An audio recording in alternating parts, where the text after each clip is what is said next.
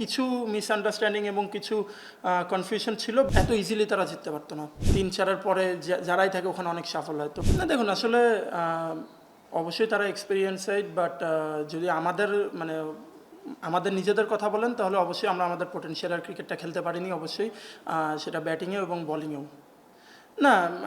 একদম নতুন প্রথম খেললাম এরকমভাবে, তো আমার মনে হয় যে একটা এক্সাইটিং একটা প্রজেক্ট এটা, কারণ এটা আমরা বিগ ব্যাশে দেখে আসছি এবং লাস্ট বিপিএলও আমরা এটা আইপিএলও এটা আমরা দেখেছি। তো আমার মনে হয় যে আমাদের অনেকের জন্যই এটা প্রথমবার। তো কিছু মিসআন্ডারস্ট্যান্ডিং এবং কিছু কনফিউশন ছিল, বাট আমার মনে হয় যে সবাই এটা ম্যাচের আগে ক্লিয়ার মেসেজটা পেয়ে গিয়েছিল।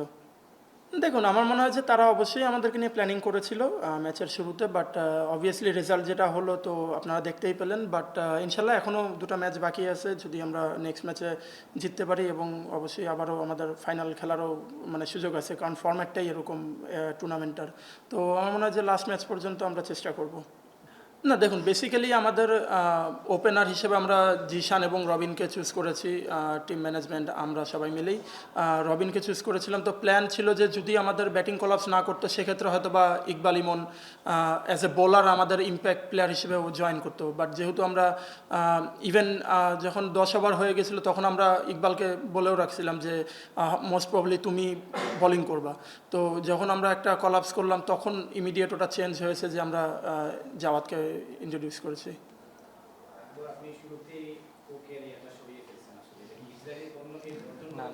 না ভাই দেখুন, এরকম কোনো কিছু না, জাস্ট এটা ইগনোর করি। না দেখুন, এটা তো অবশ্যই অ্যাজ এ আমরা যখন অ্যাজ এ ক্রিকেটার খেলি অবশ্যই অ্যাজ এ প্লেয়ার হিসেবে খেলি। তো আমিও চেষ্টা করি যে ব্যাটিংয়ে আর যত সম্ভব ইম্প্যাক্ট রাখার। এবং হ্যাঁ, যেটা বললেন যে লাস্ট ইয়ার এনসিএল টি20 যেটা গিয়েছে আলহামদুলিল্লাহ ভালো হয়েছে। তো বিপিএলও কম সুযোগ পেয়েছি, বাট মনে হচ্ছে যে একটা ভালো অবস্থানে আছি। তো দেখা যাক, ইনশাল্লাহ চেষ্টা করবো ম্যাক্সিমাইজ করার। দেখুন আমার মনে হয় যে আমরা হাফওয়ে টু দ্য ইনিংস আমাদের ব্যাটিংয়ের আমরা এক্সপেক্ট করছিলাম যে 165-70 হবে। তো আমরা মনে হয় যে আমরা যেটা বললাম যে আগেই যে আমরা কিছু উইকেট লুজ করেছি এবং ক্রুশিয়াল টাইমে আমরা যেই সময় আমাদের রান করা প্রয়োজন ছিল সেই জায়গায় আমরা আসলে উইকেটটা লুজ করেছি। তো ওইটা না হলে হয়তো 170-75 আমি বলবো যে এখানে আমরা করতে পারতাম। আর যেটা বললেন যে তারা খুব ইজিলি জিতে গিয়েছে, হ্যাঁ আমাদের তারা অনেক ভালো ব্যাটিং করেছে। এছাড়া আমি বলবো যে আমাদেরও অ্যাজ এ বোলিং ইউনিট আমরা আমাদের প্রপার এক্সিকিউশন করতে পারিনি, সেটা রিপন হোক, রানা হোক বা অন্যান্য যারাই আছে। তো আমরা মনে হয় যে আরেকটু যদি ভালো এক্সিকিউট করতে পারতাম তাহলে হয়তো বা এত ইজিলি তারা জিততে পারতো না।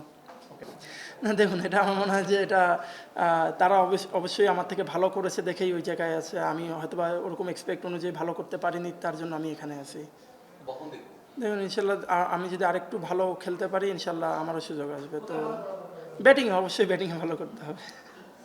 দেখুন অ্যাজ এ ব্যাটসম্যান প্রত্যেকটা প্লেয়ারই উপরে ব্যাটিং করতে চায়, বাট এগেইন আমার মনে হয় যে হোয়াইট বলে আপনি যখন খেলবেন তো হোয়াইট বলে আমার মনে হয় না যে কোনো ব্যাটসম্যানেরই ব্যাটিং অর্ডার ফিক্স থাকে। রেড বলে একটা ফিক্স থাকে, বাট ইভেন এখন ওয়ানডেতেও ওটা আমরা দেখতে পাই যে 3-4-এর পরে যারাই থাকে ওখানে অনেক সাফল্য হয়। তো আসলে এইভাবে করেই মডার্ন ক্রিকেট এগিয়ে যাচ্ছে। তো আমার মনে হয় যে ওটাকে আসলে এক্সকিউজ হিসেবে ধরার কোনো কিছু নেই। না, ভালো এক্সপিরিয়েন্স ছিল। আমার মনে হয় যে আমরা এক্সাইটেড ছিলাম এবং অবশ্যই একটা এক্সাইটিং একটা ফরম্যাট।